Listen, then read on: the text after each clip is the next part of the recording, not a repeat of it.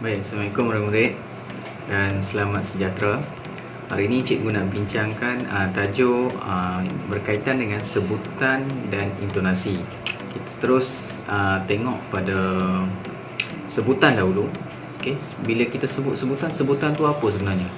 Okey, sebutan tu ialah macam mana kita nak membunyikan huruf, perkataan ataupun ayat. Jadi dalam sebutan ni dia ada 3 aspek yang utama, iaitu yang pertama, sebutan ni mestilah lancar. Okey, sebutan ni lancar. Apa itu sebutan yang lancar? Sebutan yang lancar ni ialah sebutan yang tidak sangkut-sangkut lah. Maksudnya bacaan kita tu tidak sangkut-sangkut. Okey, jadi bila membaca tu lancar je kan. Baik, yang seterusnya baku. Bila sebut sebutan baku ni, sebutan baku ni ialah sebutan yang ikut standard ataupun sebutan yang seragam yang diterima sebagai betul. Jadi sebutan baku ni bukanlah dialek ataupun logat.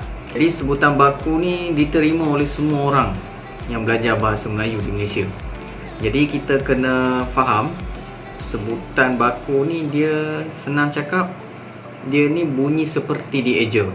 Contohnya kereta, K-I-K-R-E-T-A, kereta, bukan kereta.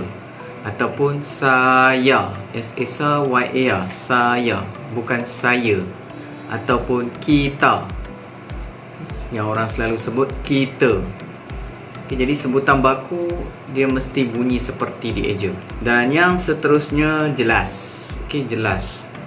Sebutan mesti jelas. Maksud jelas ni ialah sebutan tu boleh didengar. Okay, sebutan tu boleh didengar. Baik, seterusnya kita pergi ke intonasi. Bila sebut intonasi ni apa? Intonasi ni ialah nada suara. Nada suara sama ada tinggi, rendah ataupun mendatar. Jadi kalau kita tengok intonasi yang tinggi ni biasanya dia ada dalam ayat tanya, okey, ayat suruhan, ayat larangan. Okey. Kalau yang seterusnya intonasi rendah ataupun intonasi yang lemah lembut lah, kan? Ada dalam ayat silaan, ayat permintaan. Okey, dan yang terakhir ialah intonasi mendatar. Intonasi mendatar ni biasanya ada dalam ayat penyata. Kita terus kita tengok contoh macam mana yang dipanggil sebagai intonasi yang tinggi. Contohnya ada dalam ayat tanya. Contoh ayat dia, siapakah lelaki yang memakai topi itu? Siapakah lelaki yang memakai topi itu? Dia tinggi.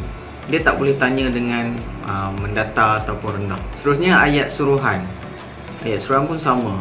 Contohnya, balik sekarang. Balik sekarang. Dan ayat larangan, jangan kacau aku. Jangan kacau aku. Ayat ni kita kena guna intonasi yang tinggi. Baik, seterusnya kita pergi ke intonasi yang rendah. Contohnya ayat silaan. Contoh, silalah masuk. Silalah masuk. Intonasi rendah. Ayat permintaan contohnya, harap semua dapat bertenang. Harap semua dapat bertenang. Jadi intonasi rendah ni dia lebih kepada lemah lembut lah. Okey, lemah lembut. Dan yang terakhir iaitu intonasi mendatar yang biasanya ada dalam ayat penyata. Okey, contohnya bola itu berwarna biru. Bola itu berwarna biru. Ayat ni dia tak ada tinggi, dia tak ada rendah, dia mendatar je. Orang putih cakap flat. Baik, seterusnya ayat seruan. Ayat seruan ni untuk apa? Untuk melahirkan gambaran tentang perasaan, seperti takut, marah, geram, sakit, hairan dan seumpamanya. Contohnya kata seru seperti wah, oh, amboi, aduh, cis, nah, wahai, syabas. Jadi setiap kata seru ni intonasi dia berbeza-beza. Kita perlu lafazkan dengan intonasi yang berbeza-beza. Contoh macam wah. Wah, besarnya rumah itu. Jadi kita guna intonasi yang tinggi. Kalau wahai anakku, dengarlah nasihat aku, itu biasanya kita guna intonasi yang rendah. Okay, jadi jangan kita kata ayat seruan mesti intonasi tinggi, ayat seruan mesti intonasi rendah. Tak, dia berbeza-beza ikut emosi ya.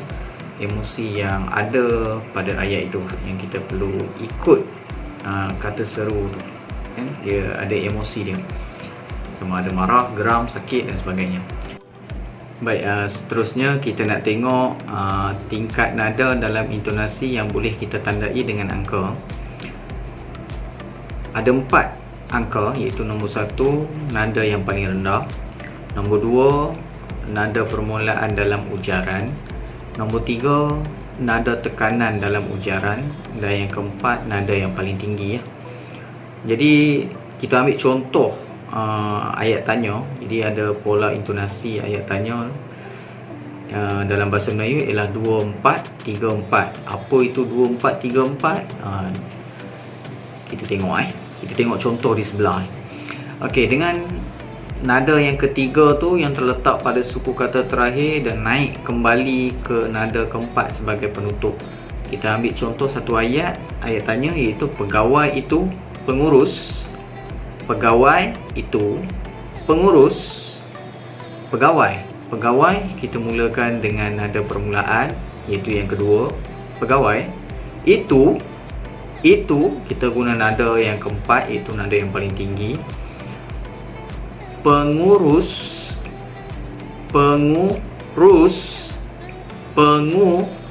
kita guna nada tekanan dalam ujaran, iaitu nada yang ketiga. Dan nada yang paling tinggi. Jadi sebab itulah dipanggil sebagai 2-4-3-4.